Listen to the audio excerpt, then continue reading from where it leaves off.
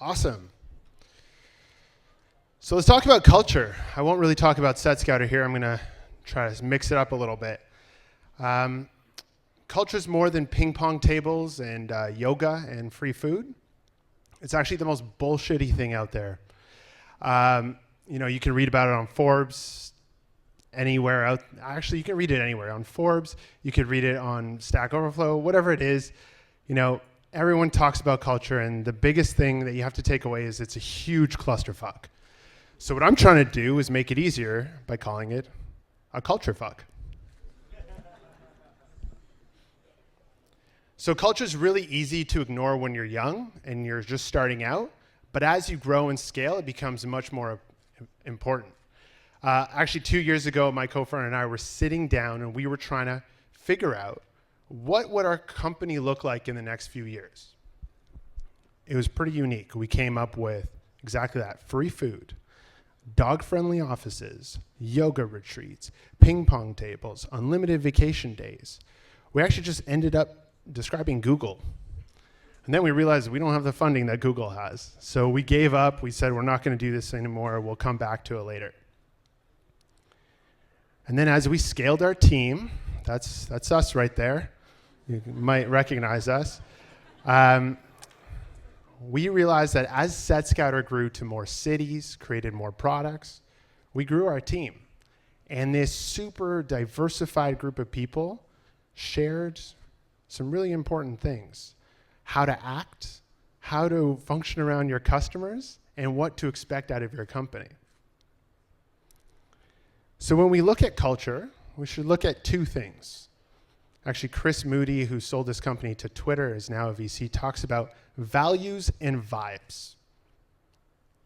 Value, the most important thing. This is something that is the lifeblood of your company, which means that this will affect how your customers, how you treat your customers, your employees, even the most difficult business decisions. You will always come back and talk about your values. This is 100%, by the way, by the founders themselves. There's no external influence, no competitors coming in, none of that. The fun stuff are the vibes. These are the emotions of a company. So imagine you just launch on Product Hunt, you're feeling amazing, like your vibe's awesome. The next week, Shopify comes out with the exact same thing that you do, offer it to your community for free, and you feel a terrible vibe. These things go up and down. This is influenced by everybody on your team. And vibes themselves, the best way to influence it is easy. It's be successful. You run an awesome company, super successful, your vibe is amazing, then you can get your free lunches and all that jazz.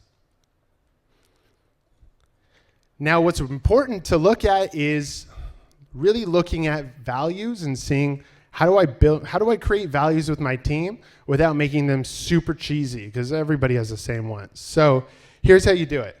Can a company be successful with the opposite value? For example, if you're a people person or if you're a customer-focused company, the opposite of that is a product-focused company. Works, no problem. You can build both. If your cheesy value is we work hard. Like, you can't build a company if you don't work hard.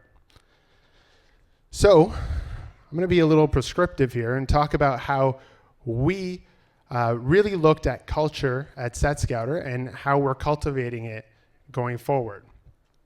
And this is, again, prescriptive, so you can take this and apply this to your company as well. So the first thing is sit with your co-founder and figure this out. Like, come up with 5 values, and I'm not talking about spending hours. I mean, like, when you drive to Waterloo, because that's a shitty drive. When you drive to Waterloo, figure out what you want this company to be. After that, sit down and talk to your team. See what they're actually seeing with your company that maybe you and your co-founder just aren't really, you're not exposed to it. And the last part is, and it's really important to mention that just because, this is not a democracy in this sense, if you don't like what your team has come up with, you just totally axe it. It's between you and your co-founders. And the third thing is, make it practical. So what we do is we take our values, we put them on the board, and we make stories out of them. We actually use that to hire in the future. And let's say Soraya is super curious with one of her projects. She really figures something out. We'll actually put that on the board and say, that was a great example of how you really took our values and applied it. Let's use that in the future. And when we do hire, we actually take those stories, create questions from them, and hire against them. And last is, if you need help, find a mentor. Whether it's a fellow founder or somebody from an incubator or futurepreneur or the DMZ, find somebody that you can trust and talk to really figure this stuff out. I mean, in my case, our coach and mentor is Mo McKenna, who's actually in the front row right here. So if you guys want to talk to anybody super cool about hiring, firing, and culture, what we do is we talk to her. And it's like a sanity check for us every 3 months to make sure that we're doing things right. Last but not least, I feel like this is the theme of the whole event, but join our squad. We're hiring customer support and designers right now. So you can always email me at squad@setscouter.com. That goes right to me. But don't let any recruiters know. I don't want them to find out. So join our team, help us grow, and hopefully I helped you guys find a way to deal with the culture fuck. Thank you.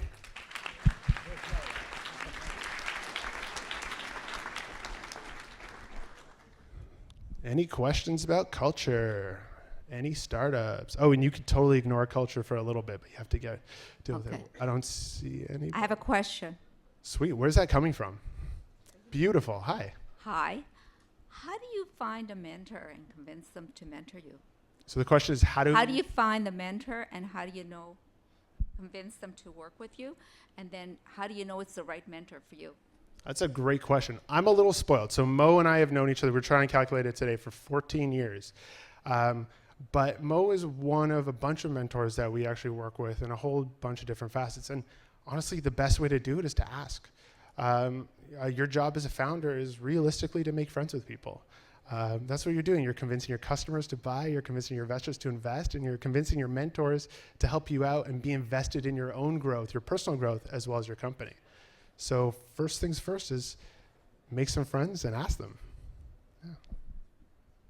Any other questions? Yep. Hey, how do you prevent the values from becoming like very cheesy, these things you put on the wall and nobody really cares about? Yeah. Right? Versus lip service versus actually doing it. Yeah, I mean, that's why we took so long to come up with our values. The easiest way to answer that is just play the opposite of card. If you think of a value and the opposite of that value cannot be true, then that's not a real value. Try again. One of our values at the company, I've just forgot it as well. But we over communicate. That's one of the things that we do. So you can absolutely run a company without over communicating. Another value of ours is curiosity. We love when people go deep beyond their responsibilities and try to go down the rabbit hole of what's going on at the company. And some companies don't want that. So figure out what you and your co-founders want to build, what behavior you want to encourage, and stick to it. Last question.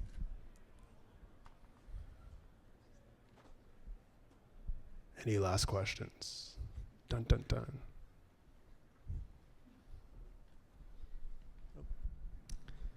So how do you scale culture? So as your team grows, how do you make sure that you maintain your values? Yeah, that's a great question. It's something we're trying to figure out now, actually, as we make our next 5 hires. I'm sorry it's not 1,000 hires like some of the companies out here. That was pretty cool. You protect your culture by not hiring the wrong fits. And I know that's the simplest way to answer it, but you really have to define your values first. Create questions that really target that so you can understand it. And then if somebody's not fitting your values, you let them go immediately. You don't want that to infect the rest of the team. And that's a shitty thing to do, by the way.